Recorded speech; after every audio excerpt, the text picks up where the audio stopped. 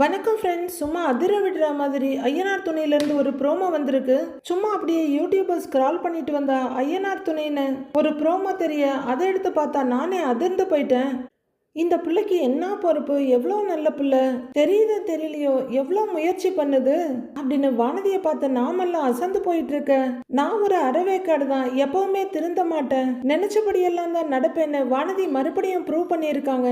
வீட்டுக்கு கோவமா வர்ற வானதி எனக்கு உடனே கல்யாணம் பண்ணி வைங்கன்னு சொல்றாங்க. வீட்டுல அவங்க அம்மா அப்பா அண்ணன் 3 பேர் இருக்காங்க. அந்த பாண்டி பையன் தான் அவங்க அண்ணன் கல்யாணம் பண்ணி முடிச்ச உடனே உன்னை கல்யாணம் பண்ணிக்கிறேன்னு சொன்னானே அப்படின்னு அவங்க அம்மா கேட்குறாங்க. அந்த பாண்டி எனக்கு வேண்டாம் அப்படின்னு வானதி சொல்ல அவங்க அப்பா அம்மா அண்ணன் எல்லாரும் அப்படியே அதிர்ந்து போறாங்க.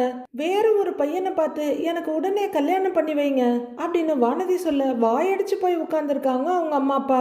வசந்துக்கு ஏக கொண்டாட்டம் ஆயிடுது. அவரு பொட்டு பட்டாசு எதிர்பார்த்து வந்திருக்க, சரவெடியே பட்படார்னு வெடிச்சிட்டு இருக்க. ரொம்ப சந்தோஷமாகறவரு நேரா பாண்டிய பார்க்க வந்துடுறாரு. வண்டியில வந்துட்டு இருந்த பாண்டிய குறுக்கில் மறிச்சு, என்னமோ உங்க காதல் தெய்வீக காதல், யாருமே ஒன்றும் பண்ண முடியாதுன்னு சொல்லிட்டு இருந்தீங்க, புட்டுக்குச்சா, எல்லாம் முடிச்சு போச்சான்னு அவங்க அண்ணன் கேட்குறாரு.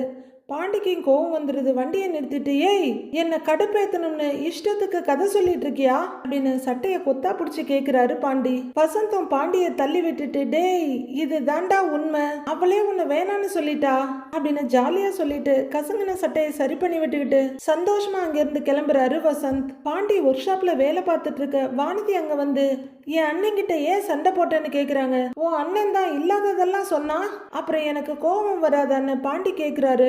அவன் ஒன்னும் இல்லாததெல்லாம் சொல்லல, உண்மையதான் சொன்னான்னு வானதி சொல்ல அப்படியே அதிர்ச்சியோட பாக்குறாரு பாண்டி. நீ என்ன டார்ச்சர்னு சொன்னதுக்கு அப்புறமும் நான் என் மரியாதையெல்லாம் விட்டுட்டு உன் பின்னாடி வருவேன்னு நினைச்சியா அப்படின்னு வானதி கேட்க பாண்டியோட அதிர்ச்சிக்கு அளவே இல்லாம போயிடுது. ஏய் இந்த சின்ன சண்டைக்கெல்லாமா வேற கல்யாணம் பண்ற அளவுக்கு யோசிப்ப அப்படின்னு அவர் கேட்க, யோசிக்கெல்லாம் இல்ல, முடிவே பண்ணிட்டேன்றாங்க வானதி. இது ஒரு அரலூசு, இதுகிட்ட எதுக்கு வம்பிழுத்துட்டு இருக்கணும், வாக்குவாதம் பண்ணணும்னு நினைக்கிற பாண்டி, கல்யாணம் தானே பண்ணிக்க போற, சரி பண்ணிக்க போன்னுடுறாரு. இப்போ வானதி பயங்கரமா அதிர்ச்சியோட பாத்துட்டு இருக்காங்க. வானதி இந்த முடிவுல ஸ்ட்ராங்கா இருந்தா நல்லா இருக்கும். பாம்புன்னு அடிக்கவும் முடியாது, பழுதுன்னு தாண்டவும் முடியாதுங்கிற மாதிரியான கேரக்டர் வானதி. இதெல்லாம் கல்யாணம் பண்ணா பாண்டியோட வாழ்க்கையில தினம் தினம் பஞ்சாயத்து தான், நரகம் தான். இந்த ப்ரோமோல வந்த மாதிரி நடந்தா பாண்டி தப்பிச்சிருவாரு, அவரோட வாழ்க்கையாவது நிம்மதியா இருக்கும் நடேசன் சொல்ற மாதிரி. என்னதான் பாண்டி மேல வானதி அளவில்லாத காதல் அக்கறைன்னு வச்சிருந்தாலும் இப்படி 5 நிமிஷத்துக்கு ஒரு தடவை டார்ச்சர் பண்ணா அவன் வாழ்க்கை நரகமா தான் போகும். இப்ப வானதி எடுத்திருக்கிறது ரொம்பவே நல்ல முடிவு தான். சட்டுப்புட்டுன்னு அவங்க அம்மா அப்பா ஒரு மாப்பிள்ளையை பார்த்து கல்யாணம் பண்ணி வச்சுட்டா பாண்டி மட்டும் இல்ல ஐயனார் குடும்பமே தப்பிச்சுக்கும். இது நடக்கும்னு நாமளும் ஆவலோட எதிர்பார்க்கலாம். Bye friends.